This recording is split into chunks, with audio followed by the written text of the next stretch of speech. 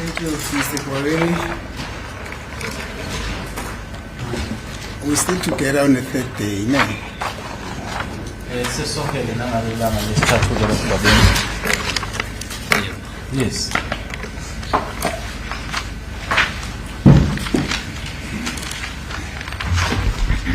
What we parted yesterday, you had just indicated or told to this court that on the third occasion you had arrived here at court and right on the doorstep,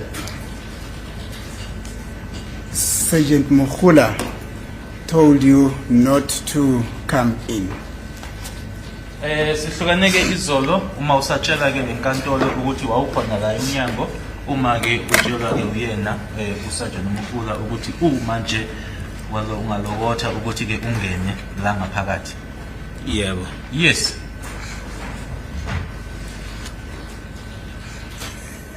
Just to remind the court, what exactly did she say? Uma ungakhumbuza inkantolo konje utheni izolo uthi wathini noma wayibeka kanjani? Ngasuka naye ngale eminyango ngadibana ngase bephuma iminyango ngeza naye ngapha wathi mangizongena la ngizobona ukuthi ngizotholana. I came with them from now the VPP's offices and then came to the court, and then when I was just about to enter the door, she then said to me, I will see if I was to enter through that door as to what it is I will get. What I will get, or what would happen to me. Thank you. What did you understand that to mean?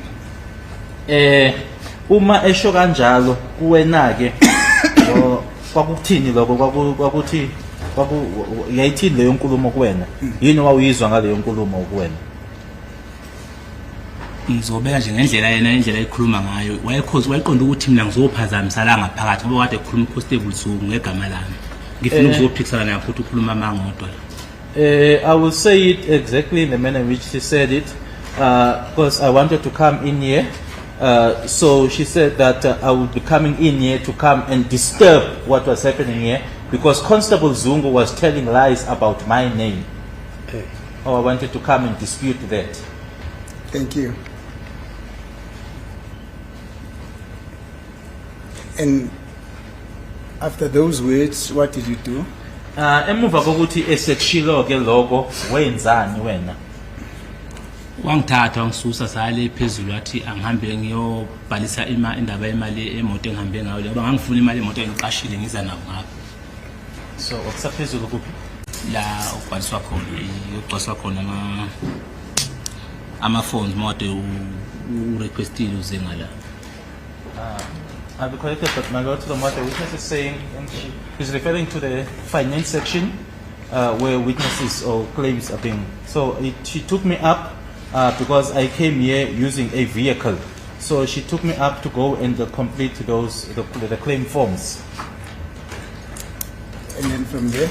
Ukusuka lapho sakhuphuka sakhona naye khona leyo ugcwasa khona ama forms. Safike sagcwalisa basesho lisisa semficela phezulu ngoba wayekushaza lo sisilo. Wathi usisilo wayimali akabikho izongena evikini. Account number yami. I went up with her to this particular lady, and because this lady was rude, and she said that no, there was no money. There would be money during the course of the week. What is she account number? Yebo. She asked me to leave my account number. Thank you. And then from there, what did you do? Mansuka lapho waphinda wangitshela ukuthi angihambe ngendlini ngabe ngisalibeka la. She then informed me to go home and never ever come back here. Ngoba bengishilo ukuthi bathi unyawo lami lulengele endaweni embili. Ngingenzeka ngibe ngibulale bona. Hayi laba bona. Bengangibulala noma bengangibopha. Because as I earlier on indicated that I was informed that my foot was in between. It's either I was in between death, that they would kill me, not these that are seated here, that they could kill me or they would arrest me. When you say they, who are these they? Uma uti bona obani. bona umama mfundisi noGininda. Mamfundisi and Gininda. Who specifically said those words? La mazwi la oqeda ukwasho manje umuntu owawasho ubani kahle kahle? Umama mfundisi noGininda bowu2. It was Sergeant Mukhola and Gininda, the two of them. Thank you. And then, did you ultimately go back home? Ekugcineni ke wagcina ugoduka. Agcina ngihamba lokungagcina lapho ukuzala. Yes, I eventually went home, and that was the last time I came here. Thank you. And then after that incident, the next moment that you come to court, it's in this cause that we're doing now. It's during this time that we're busy with now. Emuva kokuthi wagcina ke ngalelo langa lelo ngaleso sikhathi uma usuphinde ubuyele enkantolo ke ubuyele ngaso lesikhathi leso manje ngoba Ngoba sengilapha nje. as I'm here now. Thank you.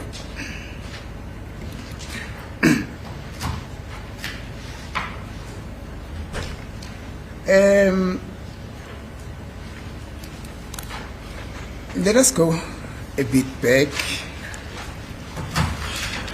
You said that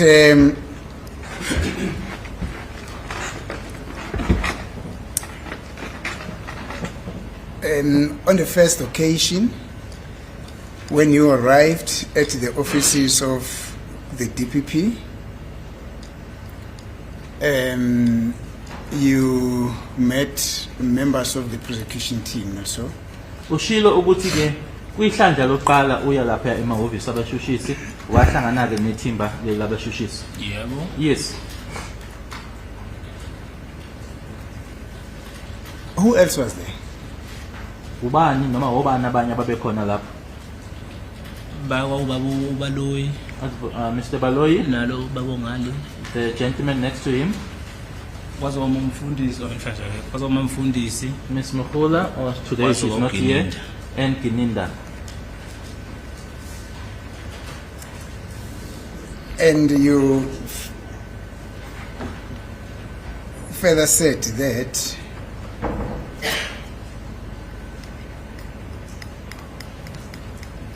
there was a point where attempts were made to read your statements, not so? Ushilo ke ukuthi ke kwazanywa ke nokuthi kufundwe istatement sakho. Yebo. Yes. When was that? Was it on the first or the second meeting? Kwakuyihlandla loqala noma elesibili? Beqala usifunda. When they read it for the first time, Yebo uqala. the first on the first occasion. Thank you. Now, you then testified that upon reading a particular section or information from that document, let me not say your statement, let me correct myself, not your statement, but there's a document that was read to you, and then reading a particular section in that document, then you protested. Angingathi istatement sakho angikulungiseke lokho angithi nje lokho okwafundwa noma kwakuyini ke lokho kwafundwa ke indawo thizeni kwathi mayifundwa ke leyo ndawo ila owaba nenkinga khona ke wena. Yebo. Yes.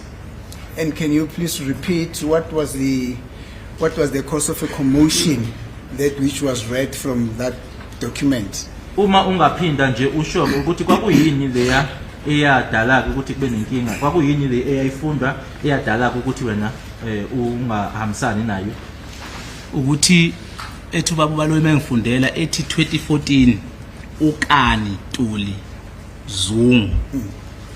The part that was read by Mr. Baloyi that in 2014 Nkani Tuli Zungu Wayehamba ngePolo Silver ngathi cha akusesikho ke lokho.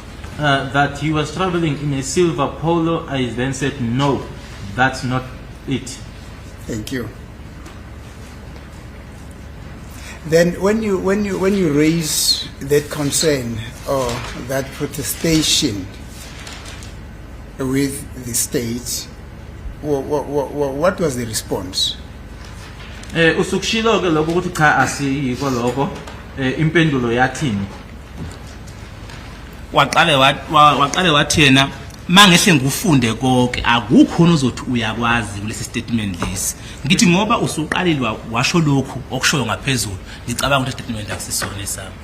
He said, or the response was, if you were to allow me to read everything, will there be not something that you would then agree with and say that you know this particular? I then said, no, because you started by reading this, which is not true, then this statement is not the one. Now, was there any endeavor that came from the person that you were from the state to find out why are you protesting? Why were you protesting the genuineness of that information? Kukhona yini okwenziwa noma waba khona yini umzamo owaba khona noma wenziwa umshushisi ke ukuthi ke ezama ukuthi athole ukuthi kwakungani ungavumelani nale yandawo iyayifunda. Khona yini abakwenza ukuthi ke ezama ukuthi athole kwena ukuthi isizathu noma kwakungani ungavumelani nale yandawo. Akaze esho akaze ekubeke kanjalo umshushisi wakhuluma nje wangibuza umbuzo wodwa ukuthi ngowakini ngempela ni uConstable Zungu. The state never put it like that. Only one question was posed to me. Are you really related to Constable Zungu? So that was the end of the conversation. Kwabe kuphela lapho. Cha ngaqhubeka ngamtshela ukuthi yebo ngwakithi uzalwa umkhulu omncane. I proceeded by answering that he is a relative of mine. His father is my grandfather. Yes. Anything further with regard to the reason why you said no? I won't proceed with the statement because of this and this and this. That is, were there any further inquiry that were done to find out the reason why you were actually protesting the authenticity of that document that was read to you? Mzana Gwabeni engikubuzayo mina nako angithi wena uthe cha lokho kufundayo asikona. Kuloko kukhona yini okwalandela kuloko kuphela nje okwalandela ukuthi azama ukwazi ukuthi kwakungani noma kwakuyini isizathu sokuthi ungahambisani nalokuya sikhuluma ngaloko ayikufunda kuphela. Khona yini umbuzo walandela mayelana nalokho ukuthi yebo uyakuphikisa kodwa kungani ukuphikisa? Nakaze kubuze. No, it was never asked. Thank you. And then I got it. You then further said that the instruction that you were given was to the effect that you could then leave, go and make arrangement for your wedding ceremony, and then go and think over this thing and come back again. Is that what you said? Okunye futhi okushilo ukuthi ke wase udedelwakhe noma uvunyelwakhe ukuthi uhambe uyokwenza amalungiselelo omshado nokuthi ke ucabangisiseke lokhu uphindeke ubuye usucabangisisile. Asiphinde ngicela ukuthi silandelanise. Can you put it in sequence? Yes. Lokho engikhuluma ngakho kokuqala ngizela bengifundele statement. The incident I'm referring to where the statement was read was on the very first occasion that I came here. Proceed. Yep. Okwesibili lokho abangifonela kwaku August ngizolungiselela umshado. And then the second occasion was when I received a call in August when I was making preparations for the wedding. Yes. Bangizo lapha statement sisifika abasifundayo lapha kafunda khona kwi paragraph ayifundayo wabuza ngotanzi. And then on the second occasion, the paragraph that was read there, the inquiry was about Ntanzi. Ngaphinde ngabuza ukuthi ubaba ngoba esekhona nje semdala kangaka eKatolo ngicela ukubuza kungenzeka ukuthi kufike kuboshwe umuzi kuboshwe uGwabini. Emva kaGwabini uGwabini mayeboshiwe ezobhala ngotanzi utanzi engakamazi uzoboshwa. Sikhuluma ngobaba omdala abantu baba omdala. Baloyi. Oh, okay. Now referring to the advocate or the state advocate, being a grown up or a grown or an elderly gentleman as he is it possible or can it happen that Sibiya gets arrested and then I follow after him, or I'm the one who's arrested after him, and then in my statement it is alleged or it is said that I then make mention of Ntanzi, but Ntanzi has not yet been arrested at that time, but I mention him in the statement. Yes. Esisibili les labafunda khona. That was the Yes. second one where it was read. And then what happened thereafter? Lapha akakhipha khona uGininda amagama ukuthi wathi wena uzohamba uye court uzofika ufunda statement lesi. That's when Gininda then said that you will go to court and you read this statement. Proceed. Ngathi mina ngeke ngiye lapho ngofunda engayazi ngaze ngikhuluma. I then said, I will never go there to go and read something that I know nothing about, something that I never said. Yes. Wathi ngizoya ngwazi umbuso. He then said to me, you don't know the state, you will go. Ngathi ngisho ngaya ngifike ngimi ngithule ngakhuluma. I then said, even if I were to go, I will just stand still there and not say a word. Wathi ngibopha 5 days. Uthi 5 days athi ngibophe kuma siyangikhipha. Mangakhuluma futhi uzohamba uyongweba 90 days.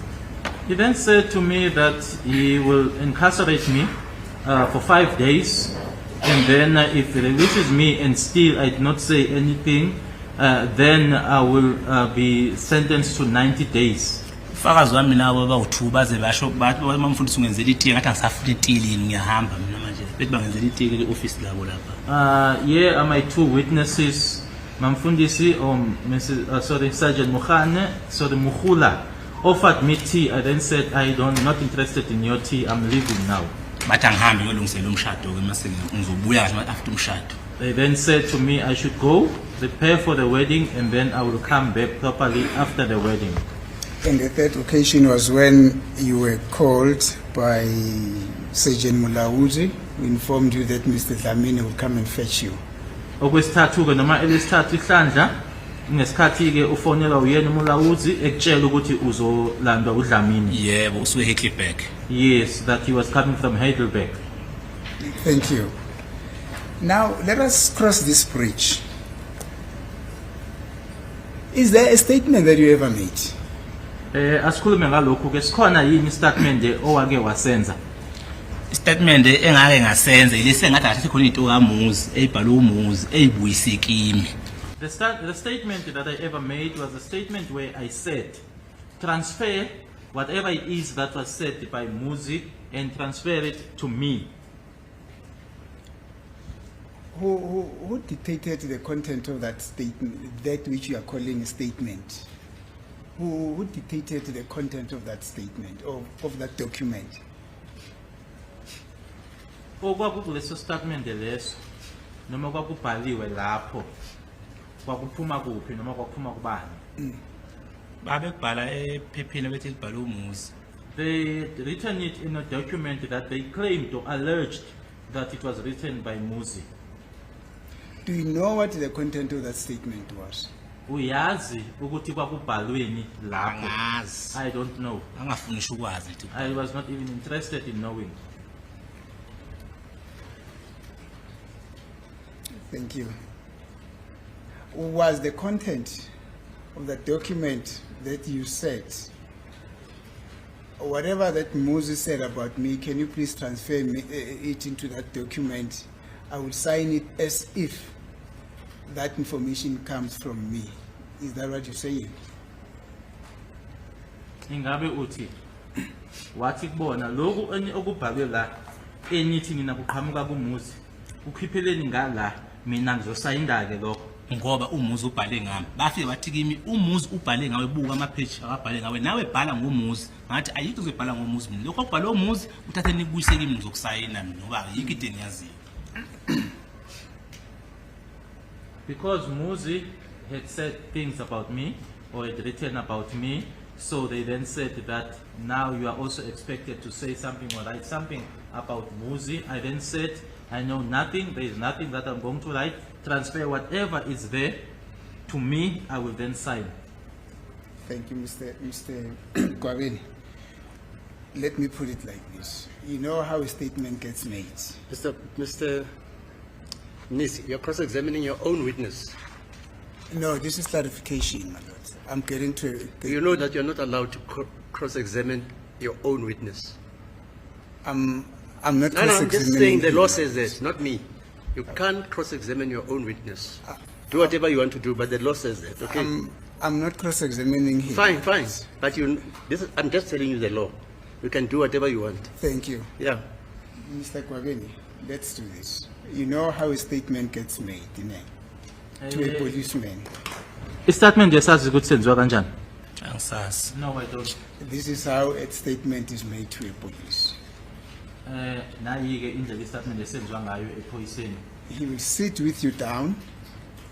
He will ask you whether you want to write a statement yourself or you want to narrate the story to him, whereupon that policeman then would write the statement in the document on the papers. Iphoyisa lizohlala nawe phansi.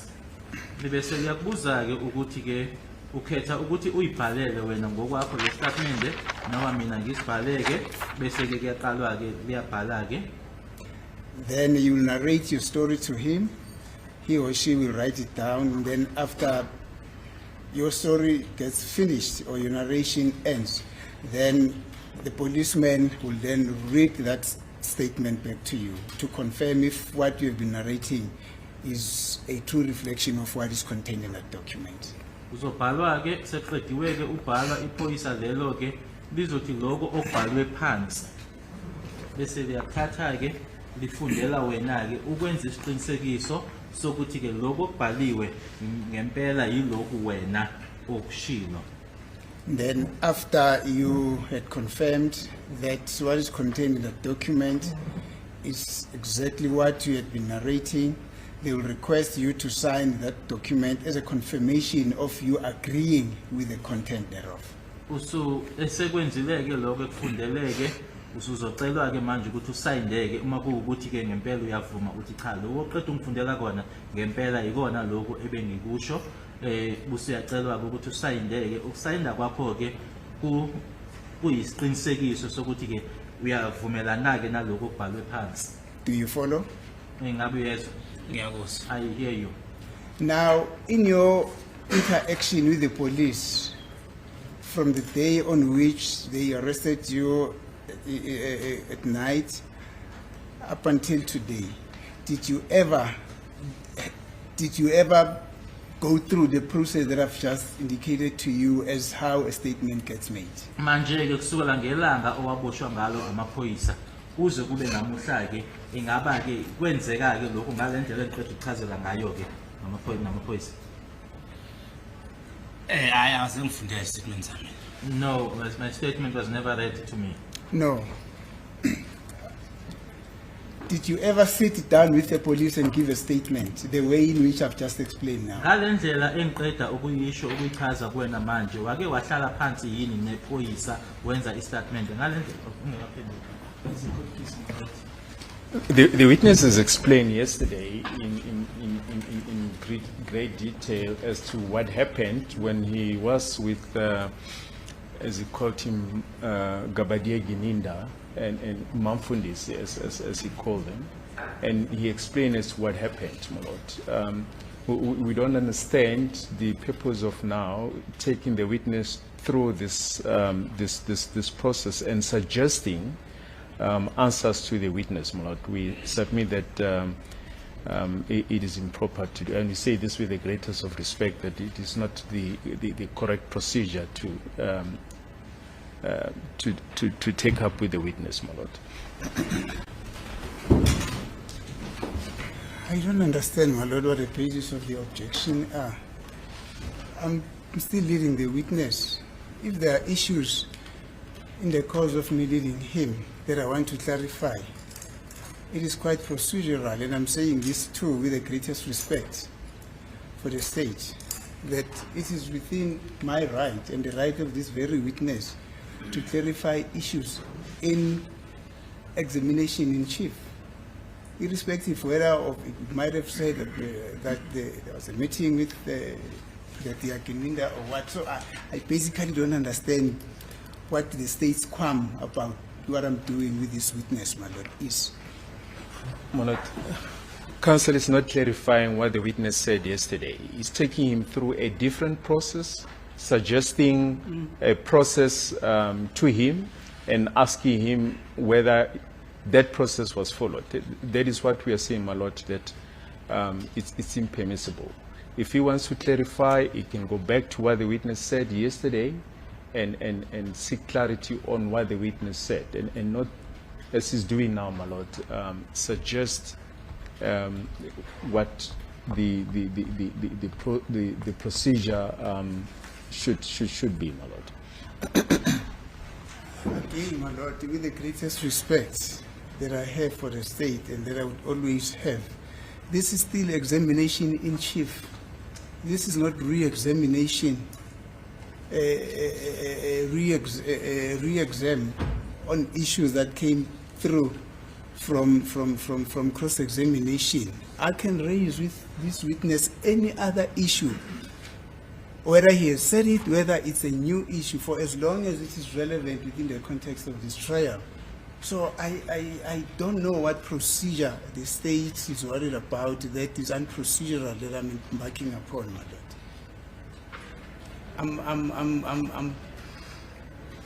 I'm perplexed. I don't know of any procedure that says you cannot raise new issues as long as they are relevant in that particular case with a witness that you still examining him or her in chief, my lord. In other words, that a witness that you still leading. So I don't know what is the basis of the objection, but the state says it is unprocedural. Unprocedural in what context?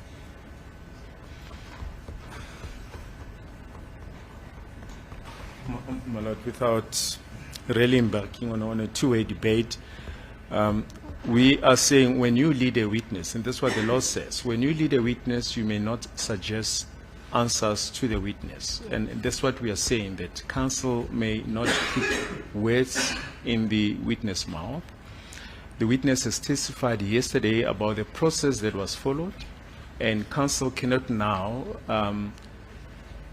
lead, as it were, my lord, this witness by way of suggesting a procedure to a witness when he has testified about what happened in that office yesterday. That is the basis of our objection, my lord.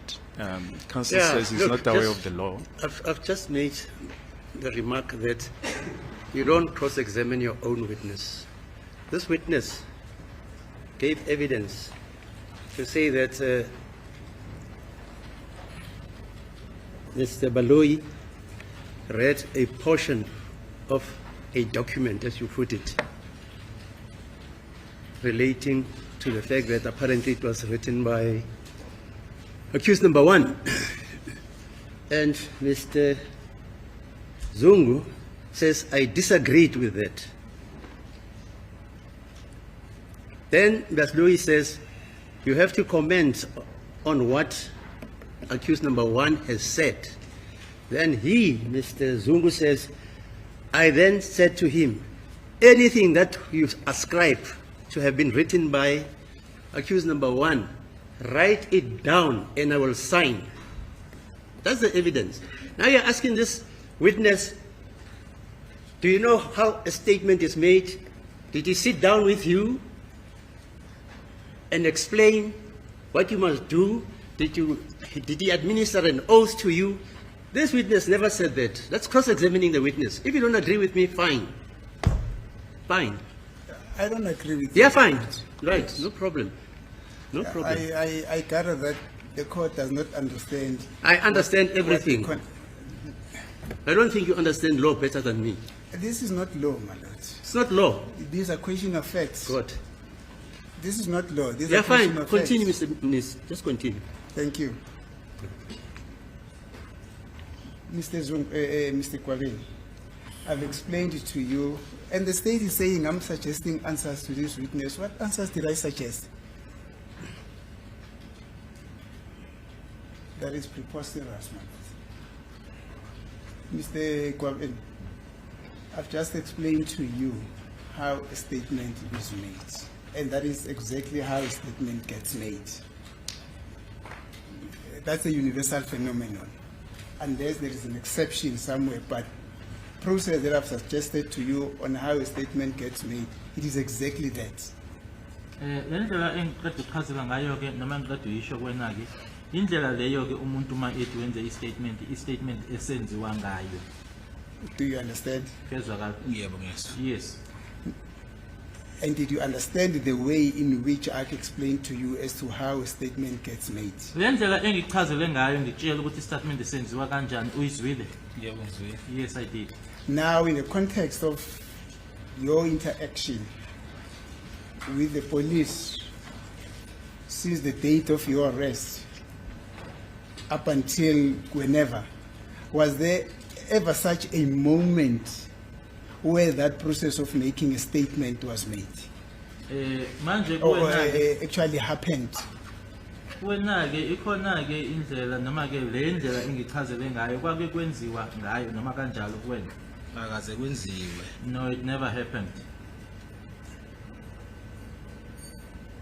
So there was no moment at which you sat down with the police, you narrated a story to them, exactly the same way that I've said how statements get made. So asikho isikhathi la khona wahlala phansi nephoyisa kwenzeka ngale ndlela le engichazele ngayo ukuthi i-statement esenziwa kanjani. Akukho lapha ngahlala khona ephoyisa. La ngifunda i-statement sami ngisibhalile. Nami ngakhipha uvo lami basibhala i-statementini akukho lokho. There was never an occasion or a time where I sat down with the police officer and then my statement was read to me, or I also gave my view or my opinion about a statement. When you say there was never, that is from the moment that you got arrested up to now, that never happened. Uma ukuthi asikho isikhathi noma kuzange kwenzeke usho kusuka ngesikhathi waboshwa ngazo uze kube manje.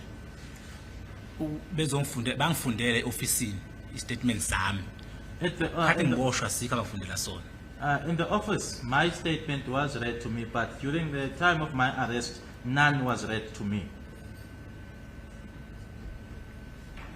The statement which you say it was your statement, what do you mean by that? Uma uthi ke bakufundele ofisini i-statement sakho usho ukuthini ngalokho? Abathi sabhalwa yimi i-statement. The one they alleged that it was written by me, they read it to me. Did you ever make a statement? Wasenza wena i-statement? Akaze ngisenze i-statement. I never made a statement. Then why do you call it yours? Kungani ke uthi esakho? Bathi bona ngesami. They alleged that it was mine. And you knew that is not yours. Wena wazi ukuthi akusona esakho. Ngazi takusisi sami ngoba bathi ngabangifundela ngithi bathi i-statement sakho lesi osibhalile. Yes, I knew that it was not mine, but they read it to me and said to me that this is your statement which you wrote. And you know that you never wrote any statement or made any statement. Wabe wazi wena ukuthi awukaze wabhala statement noma wenza i-statement. Yebo. Yes. So in other words, that was being forced on you. Okusho ukuthi ke yinto nje leyo owawuphoqwa ngayo. So that's precisely what we've been complaining about, and council is just carrying on unabated. We submit, my lord, that council cannot carry on suggesting answers to them.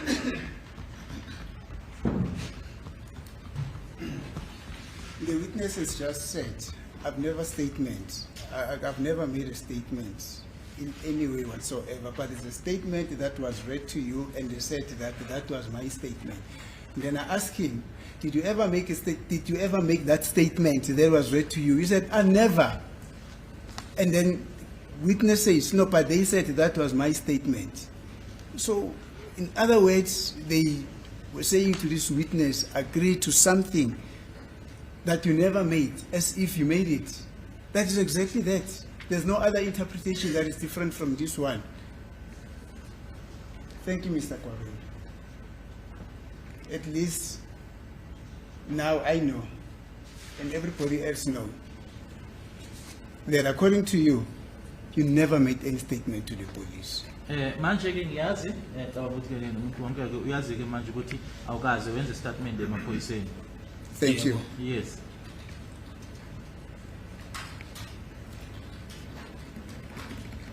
Now let's go back a bit to one issue here.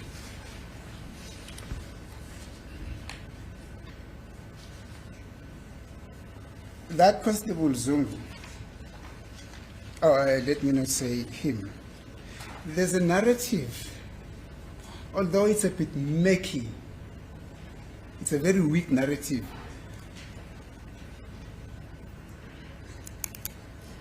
that the state sought to project here at court to the effect that the planning of the killing of Senzo Meyiwa happened at the hostel.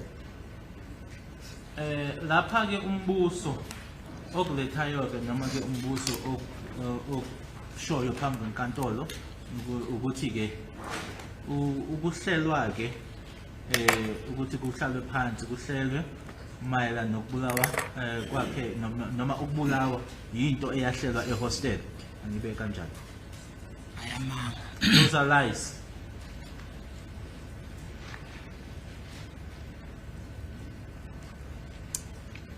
When they say this planning, the reason why I'm saying it's murky or it's a little bit dull, it's because there are no specifics as to the dates on which this happened, who were the participants, on the planning, how it got planned, what time was it, whether it was during the day or at night.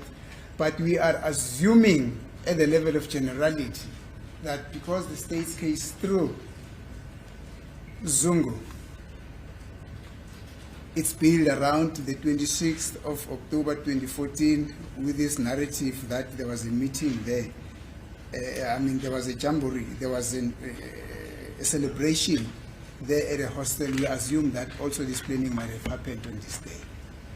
Ngoba ke lana imininingwane ke ingekho ukuthi lokho kwenzeka nini isikhathi sini obani ababe khona ke sithina sekuyicabangela ke ngoba ke kunale nkulumo kaZungu ekhona phambi kwale nkantolo ke ukuthi ke ngaleli yalanga ke langithi lazo i26 October 2014 kwakuhleliwe khona lapho ke ehostel ke abantu beyithokozela.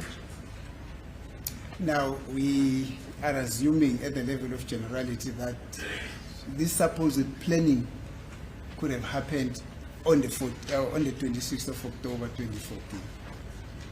Manje ke kuyicabangela nje ukuthi ke lokho ke umbuso ushoyo ukuthi kwahlelwa ukuthi lokho kuhlela ke kwenzeka ke ngazo i26 October 2014. And you have heard your testimony with regard to the 26th of October 2014. Sibuzuleke futhi nobufakazi bakho mayelana nazo ke i26 October 2014. What could your comment be with regard to this supposed planning of the killing of the deceased at a hostel on this date? Ungathini ke wena ke ukuyiphendulela ke noma inkulumo yakho ingathini ke kule nkulumeko yokuthi ke ukuhlelwa kokubulawa kwakhe umufi kwenzeka khona ke ehostel ngaleli langa? ngathi unamanga. I would say is lying.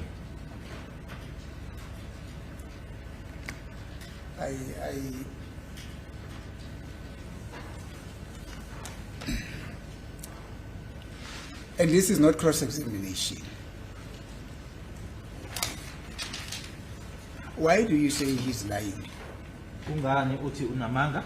eish kosekadolo hey kuningi engachaza ngakho mathi unamanga lo muntu lo. My lord, there's a lot I can say when I can tell when I say this person is telling lies. Just one reason. Maybe we'll get to the second one depending on what the first one says. Lo muntu ngamgcina 98 ngize ngambona 2017 engisurprise engazesho ukuthi uyeza kimi. The last time I saw this person was in 98, and then when I saw him again was in 2017. It was a surprise because he never said or told me that he was coming to me. Thank you. So what do you then say about the meeting? Not a meeting, his testimony about what happened on 26 October 2014.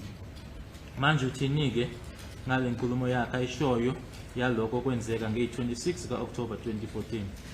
ayikho into engayikhuluma nga-2014 naye ngabe ngemqambela amanga ngobe ngekho nje la ayikho mina ngiqala umoya 2017 umuntu kade ngamgcina. There's nothing I can say about 2014. I will also be telling lies on his behalf in his absence. I saw this person in 2017 after not having seen him for a very long time. Thank you, Mr. Kwabeni. There's no need to go to the second reason. Sikho isizathu sokuthi-ke sisho esesibili. Now, you gave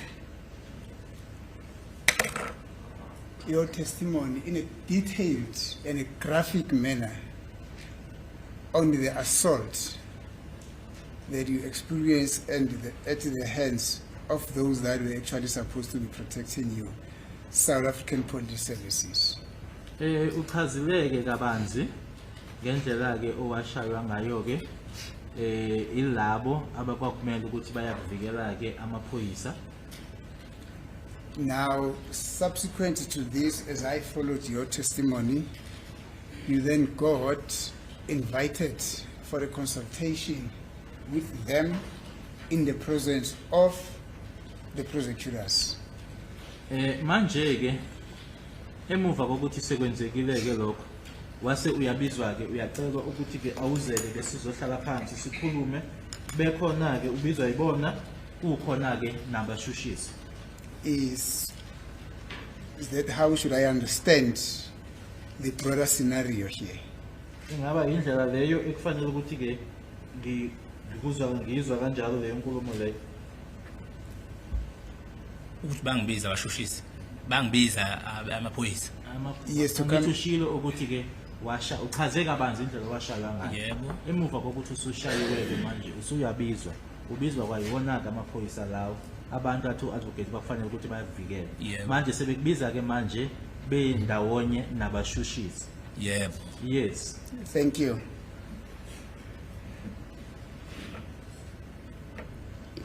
Now,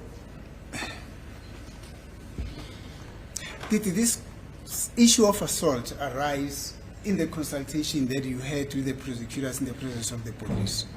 Udaba lolu lokushaya kwakho ingaba udaba olavezwa yini noma ke olwavela yini ngaleli yalanga-ke nisehhovisi manje labashushisi amaphoyisa ekhona? Ngamtshela ubaba Baloyi ukuthi bangishaya kakhulu abantu labo. I informed Mr. Baloyi that these people assaulted me severely. I just want you to take this court through the content of this discussion relating to you reporting to the members of the prosecution of your assault by the police.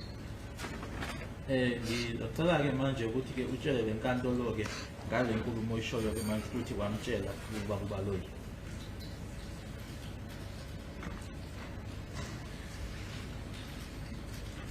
Ngiqale ngisho ukuthi ubaba Baloyi ngambikela ukuthi wangishaya amaphoyisa noma ngiqala ukuthi ubaba Baloyi wayethini kuze ufike ukuthi ngeke ngiyenze into le ngashaya amaphoyisa.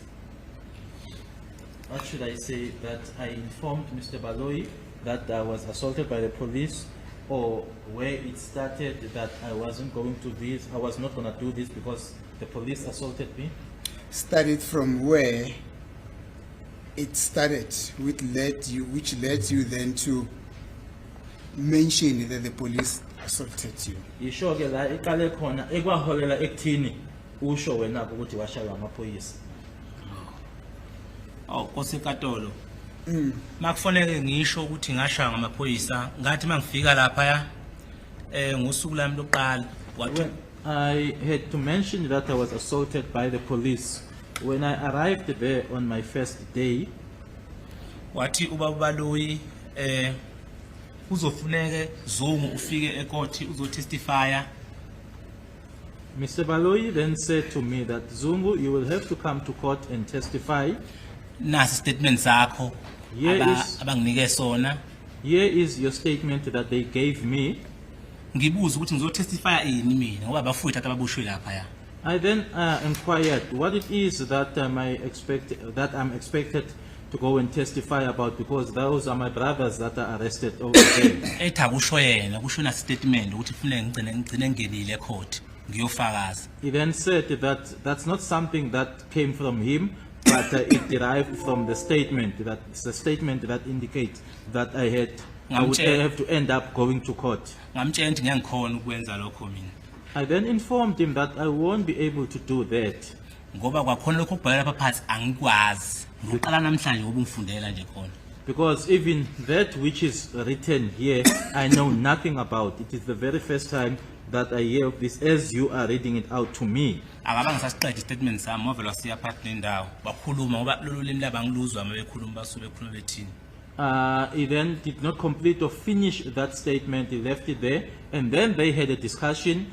and I did not even hear or follow the discussion because I do not understand their language when they speak as to what do they say. umuntu ekho ezama ukungichazela kahle isiZulu usesule lo sisi bekuyilo sisi lo owazi wafika wangitshela ukuthi wena uzohamba ecourt ngeke ufike ubonakala nezwi lakho bazofike belididanise ngathi ngumntaka mama ngeke ngikhona ukwenza lokho mina The person that tried to explain to me in isiZulu, the witness then turned around and said, umamfundisi umamfundisi owathi uzohamba ecourt Mr. Mnisi, please. When I interpret, can the witness allow me to, please? Because I I'm think you need to speaking- control him, Mr. Jonas. Please discuss it with him and say to him, Mr. Kwabeni, can you please give me time to interpret what you're saying, as you did yesterday, because I'm just here. Yes. There's a lady that tried to explain to me in isiZulu.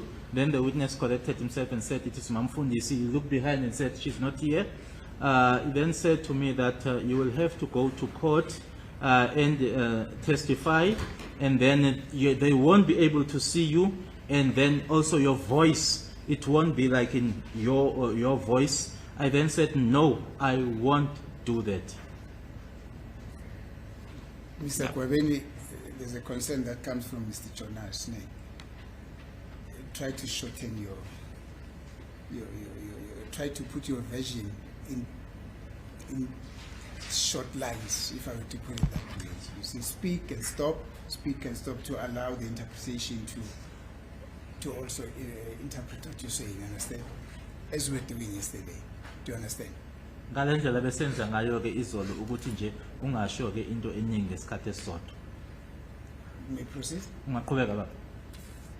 ngiyaxolisa kusuke kube inhliziyo maye seqeda lapho ke ngisukume ngime ngenyawo ngimtshela ukuthi yabo lokho ngitshela khona into engeke ngiyenze leyo mina I then stood up after she said that and said, that which you are telling me now, it's something that I will never do. ethi hayi angi-understand ngihlale phansi ngithi ngeke ngisahlala phansi ngisho ngibe ngisukuma ngiphuma ngihamba She then asked me to be understanding. I said, no, I won't understand anything. I stood up and I left. ngabatshela ukuthi ngiyobona ngapho ukuthi benzani I then said to them, it will then be on you as to what you do, or I will see from your side as to what you are going to do. Then at what time was the issue of your assault at the hands of the police then discussed, or at what time was it factored in that conversation? Manje ke kuyona yonke lenkulumo lena udaba lolu lokushaya kwakho amaphoyisa luvele ngasiphi isikhathi kuyona lenkulumo le oyishoyo. ngabatshela ngesikhathi sokuqala ngifika kubo uma ngifika kubo laphana bezongifunda statement sami ngathi ngeke ngikhona ukuhambe ngokukhuluma ngabantu engazi ukuthi akaze beyenze plus futhi khona nalona ngumntaka amaphakathi ngeke ngikhona ukukhuluma ngalonto le plus futhi mina nangishaya It was on the first occasion when I went there, and then the statement was read to me, and then I was told that I would have to come and testify. I then said that I won't be able to do that, or I won't go there, There's also a brother of mine amongst those people, and also you guys assaulted me. That is what I'm interested in, the discussion around the assault that you had with those who were in the office. You take us through that discussion. Yilokho ke ngikufunayo ke udaba lolu lokushaya kwakho. Uma ukhuluma ke ukhuluma nalaba owawundawonye nabo kuleli office. Yilokho engikufunayo kuphela. akaze bengiphendule ngokushaya kwami They never responded to me with regards to my assault. bakhomba nje ungayingeni ngokushaya kwami They just did not show any interest in that.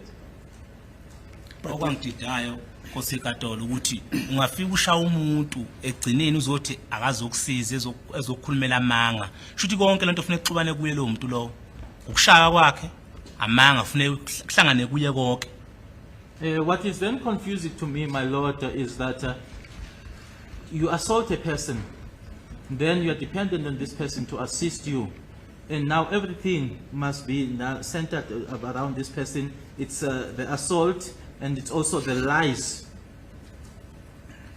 All of that you expect from this person. Thank you, Mr. Kwabene. But do I then understand your testimony to mean that at the time when you interacted with the police in the presence of the state, when you consulted with the state, you also made mention of the fact that you were also assaulted by the police? Engikuzwayo ke- My learned friend has traversed this issue ad nauseum. Is a reason, my lord, why he keeps on repeating the same issue, my lord. The witness has already answered.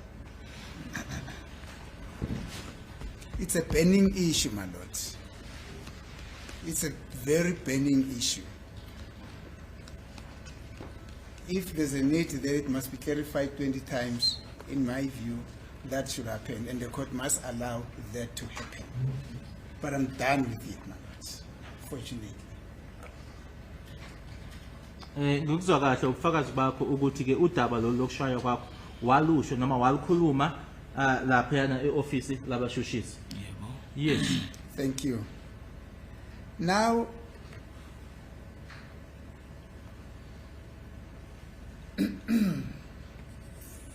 you hire a vehicle on the third occasion now of your coming to the court here. You hire a vehicle because you realize that the Mr. Dlamini, who Sergeant Mulauzi said would come fetch you, was delaying you. Ngoba wawubona ke ukuthi ke ubaba uDlamini lo umlawuzi akutshela ngayo ukuthi uyena azokulanda ubona ke ukuthi cha manje usethatha isikhathi ke wase wena uyitholela imoto ukuthi ayikulethe la. ngamfonela kuqala umlawuthi ngamtshela ukuthi uthenge ecourt nasi isikhathi ushaya 8:30 manje kathi kwenzakalani I first contacted Mulawuzi and told him that you said to me that I'm going to court and now it's about around 8:30. What is happening? wathi yena le imoto esuke Hickleback izoqhamuka kaDlamini ngathi nathi nina ngathathwa ngomuntu ngithathwa umuntu oyi1 He then said to me, wait for Dlamini's vehicle, it's coming from Heidelberg, it's going to pick you up. I then said to him, you guys told me that no one else should fetch me, it should only be one person that fetches me. Yes. Then subsequent to that discussion, then you decided to request somebody in a Yaris to bring you to Pretoria. Emva wase nje uyitholela umuntu wena ukuthi akakulethe. ngaqasha imoto That's correct. I got a vehicle, I had a vehicle to bring me. Thank you. You come here, you walk with Sergeant Mohula from the DPP's office to the court here. On the doorsteps of the court here, Sergeant Mohula says, no, you need to go back. Uthi ke ukusuka bekhona kumahhovisi abashushisi ukuza la enkantolo weza nabo ke omhula uma ufika lana ke awabusangena ke enkantolo wabuyela emuva ekhaya. This issue was traversed yesterday and today. This now for the third time that counsel is raising it with the witness. Is the reason why the evidence is being repeated over and over again, my lord.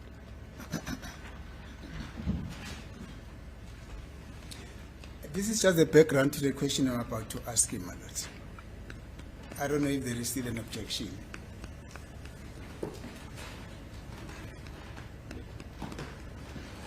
As we pointed out, my lord, there's really no need to repeat the evidence that is on record. It's already on record, my lord.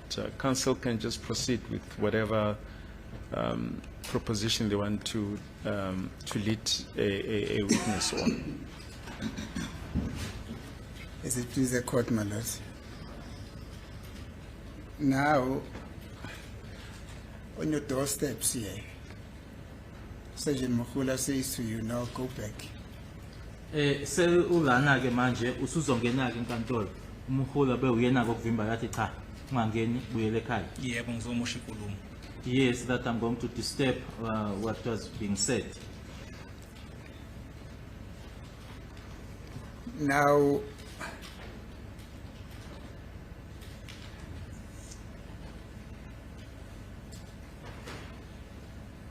you just gave an answer to the question that I was about to ask you as to why did she not want you to go to the court?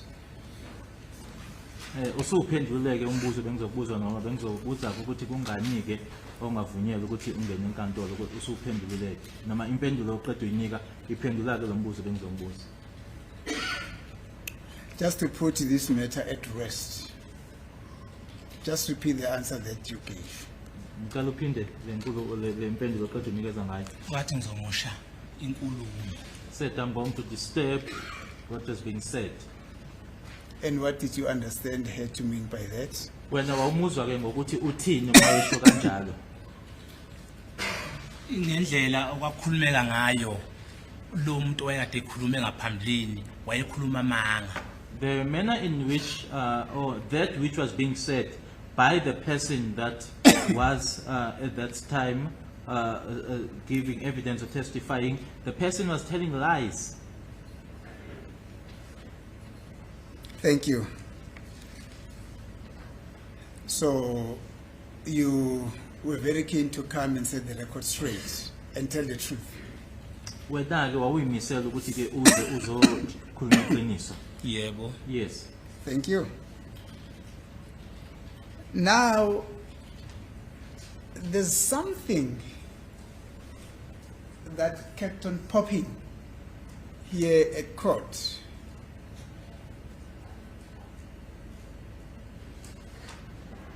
And I'm going to say it as graphic as it is. No, it's not a bad thing. I think there's a very, there is silence. No, it's not a bad thing. It's just a normal thing. There's been a suggestion here at court that I'm just trying to think aloud because there is something that just come into my mind when I'm thinking about something here. But it is to the effect that, according to Brigadier Kininda, you were unable to come to court because you were fearing for your life. It's something akin to that. You might not have used those words, but the context of, according to him, the context of you not being able to come to court here was because you're fearing for your life. Kunento ke be sekunje ivela ke noma iqhamuka njalo ke la enkantolo kusengenzeka ukuthi angiwasho ke lamagama ngendlela awasho ngayo uBrigadier Gininda, kodwa ke uma etshela inkantolo yena washo ukuthi isizathu sokuthi ungafuni noma ungafuni ukuze enkantolo ukuthi wawusabela impilo yakho. And I'm not done. Angaqedi. And probably that could be the reason why ultimately you never featured as one of the witnesses for the state up until the state finished leading their witnesses or close this case. Lokho ke mhlasimbe kungenzeka ukuthi ke esinye sezizathu ke esibangele ukuthi ke ungabi khona ke noma ukhona kodwa ke ungabizwa ke nanjengabanye bofakazi ke bombuso kwade wafika ke esigabeni la khona umbuso uthi ke usuqedile ukubiza ofakazi. Do you understand me up to this point? Ukuzofika la uyangizwa ngicela ukuthi ngiphindela umnisi bengicela ukuthi mayikhuluma ngikuphendula okunye mase eyaqhubeka yabuza mase kuningi sekuhlangene. Yeah. Okay, if you can just, if you're done, so I can respond to that, because now when it becomes too much, if I were to respond to that, Very briefly, Kafushani, Brigadier Yakininda said, the reason why you could not come to court and testify on behalf of the state, it was because you are afraid for your life. Kafushani nje, isizathu sokuthi ke ngokuka Brigadier Yakininda ukuthi ungeze enkantolo uzokuthi ubufakazi ngoba usabela impilo yakho. Ish. Kosekatolo ngiphinde futhi ngibuze nje ngingakawuphendula ukuzophendula nje. Kuyenzeka ukuthi umuntu omdala benamanga. My lord, just before I respond to that question, is it possible for a grown-up, for an adult, to tell lies?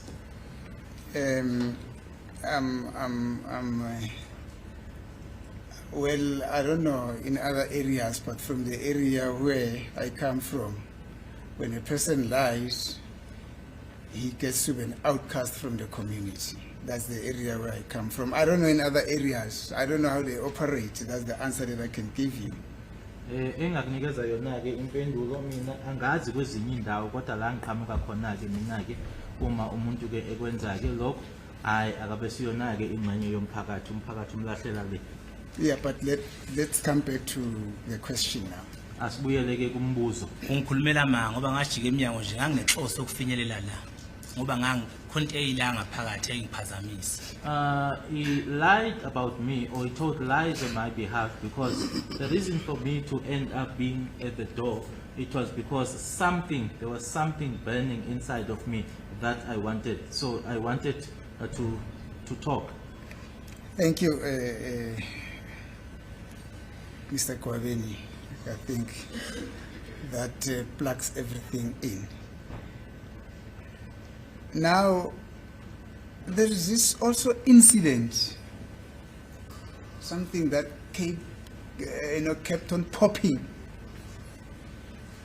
now and then in this proceeding. It's also not an ugly thing. It's just part of the evidence that was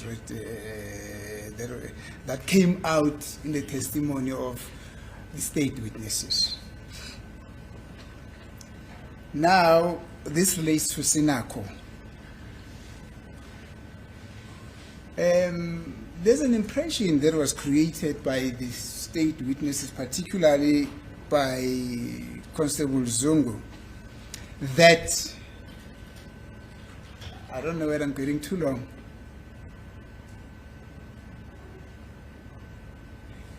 that on the 26th of October 2014, when there was that gathering at the hostel,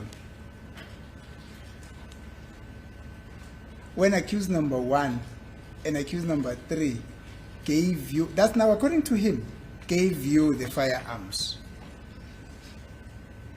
He then asked you as to, and then he said, I'm going to put that in parentheses. He said, Mr. Kwabeni, is that not the firearm that was used in the killing of Sinako? Or not killing, but in the shooting of Sinako, that you told me that you throw it in the river. And then you said to him, no, this one is not the same firearm, this is a different one. That one is, you say, I threw it in the river. That is the context within which that was said.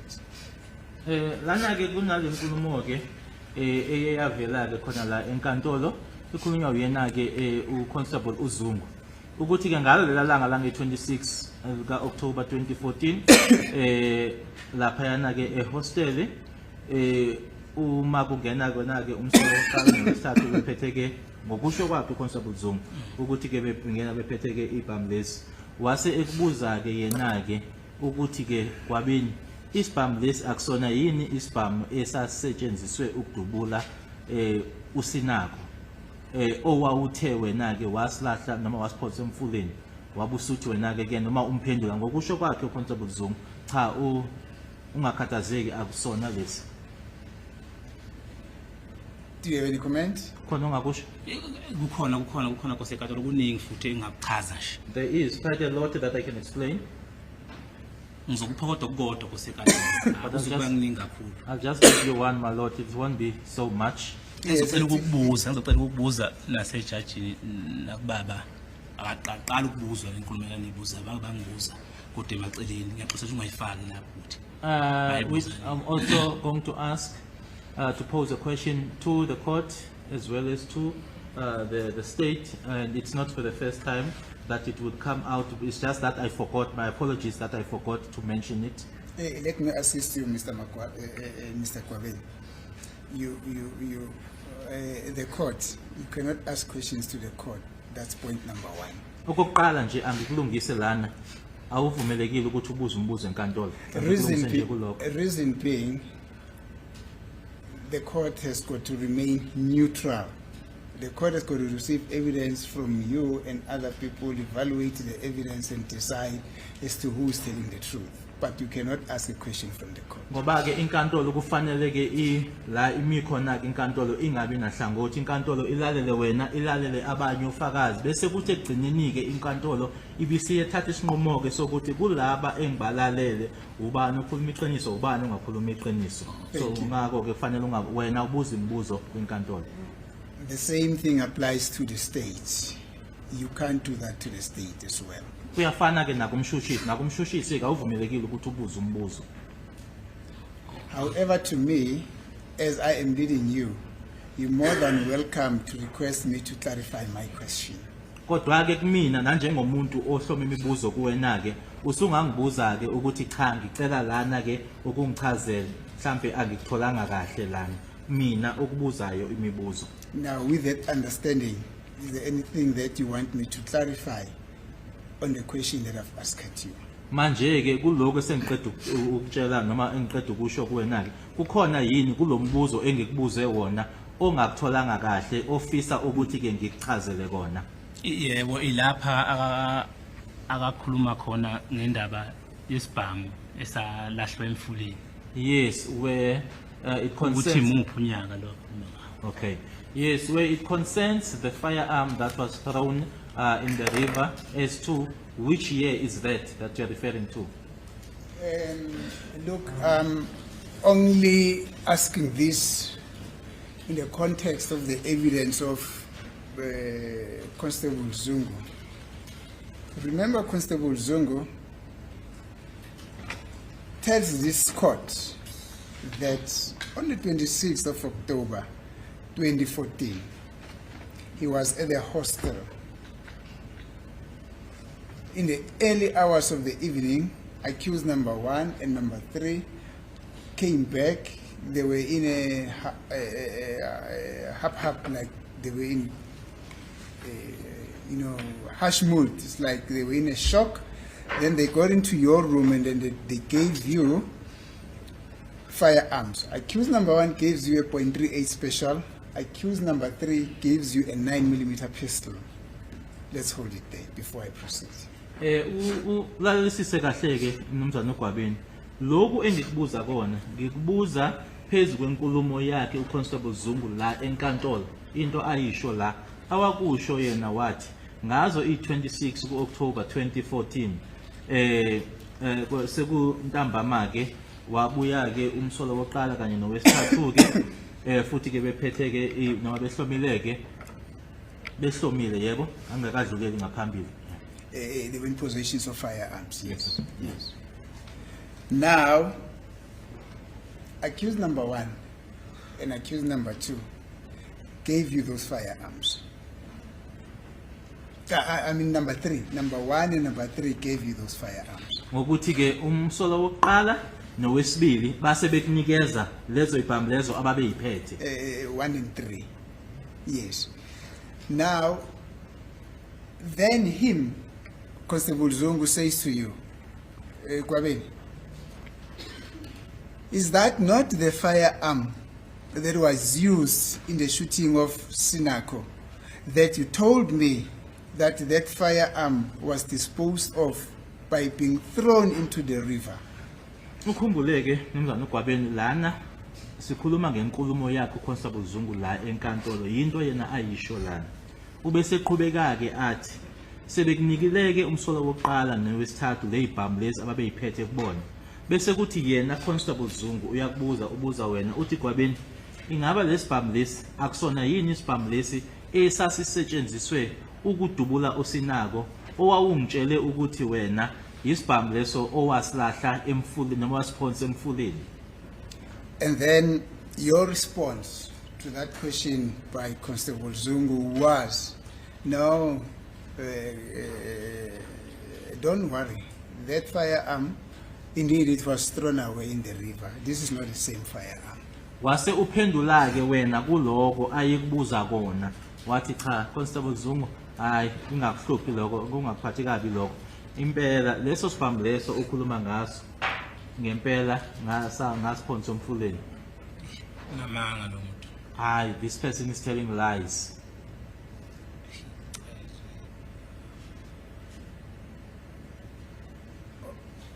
Hayi unamanga. He's telling lies. When you say he's telling lies, is he telling lies in the context of the conversation or in the context of fact that never happened? Why are you saying he's telling lies? Uma uthi unamanga ngokuthi ke inkulumo le mayelana nenkulumo kungani uthi unamanga? Ukhuluma manga uzofika 2017 lapha eForce. Lo Sinako akhuluma ngaye lo, uSinako ebefunda ugrade 11 2014. Angicabanga ukuthi bayazana uSinako nje. He's telling lies. Constable Zungu arrived in Foslo in 2017 and the Sinako that he is referring to was in grade 11 in 2014. I don't even think that they know each other. So you know this Sinako? Uyamazi uSinako? uSinako ngiyamazi. Ngihlala naye endlini la. Ngoba eshona nje ngihlala naye endlini. I know Sinako. I stayed with Sinako there in the house. During his passing, I was staying with him. How do you know him? Umazi kanjani? Umfana kwaSibiya. Uthi baba omncane washo number 1 kuye. He is from the Sibiya family. He calls accused number 1 uncle. So you're saying in 2014, when Zungu is narrating this story to the court, as I mean, when Zungu says he had this discussion with you in 2014, is this Sinako you're saying was doing grade 11? Uthi uSinako ngo2014 wayenza grade 11. Yebo. Yes. Angicabanga nkosekade lokuthi mangahle kuthi umuntu ufunda ugrade 11 ngoOctober ngabe ula eGoli efunda ekhaya. I do not think, my lord, that someone who was doing grade 11 back home in the villages then would be here. Then that person would be here in Gauteng in October. I would like the court to take into account or consider these lies that have been told by Constable Zungu. The understanding or the impression that was conveyed by that narrative or by that story or that testimony is to the effect that already by 2014, Sinako had been shot at. We just don't know the date. But the impression that is created is already when he was with you on 26 October 2014, Sinako had already been shot at with that firearm that you said you threw into the river, according to him. Lenkulumo lena noma lokho okwashiwo uyena uConstable Zungu nkathi ayela enkantolo eyayikusho yilokho ukuthi ngaye u2014 loyana uSinako lona wayesele edutshulwe noma ngaso isibhamu lesiyana ayekubuza ngaso yena uConstable Zungu. Sivusa abasibiya amanxeba asaphola. Unamanga lo muntu. Unamanga lo muntu. Sikhuluma ngomuntu osashona kahle kahle lapha sikhuluma. Sivusela abantu abangekho lapha amanxeba abasashona. We are now opening old wounds now to the Sibiya family about someone who had passed on, because this person passed on a long time ago.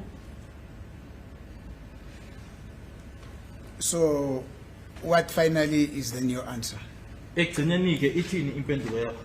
unamanga He's telling lies. He's lying in what context? Namanga kuphi? Kuphi la namanga khona? unamanga ukuthi usinakho wayese eGoli 2014 He's telling lies when he says that Sinako was in Gauteng in 2014. okwesibili unamanga usinakho wadudwa 2014 And he's also telling lies that Sinako was shot in 2014.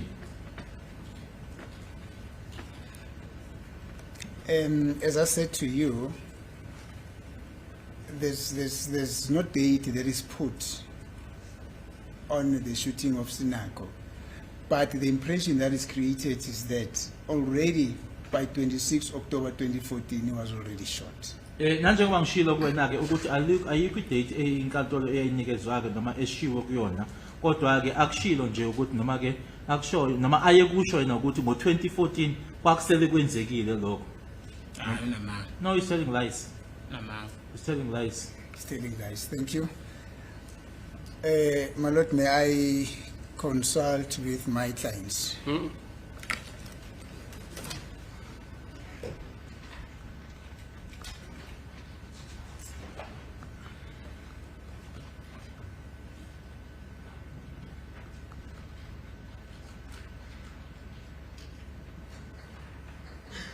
Sorry, Balui, Mr. Balui, what's your time? It's 11:30, my lord. Yeah, come back after 15 minutes.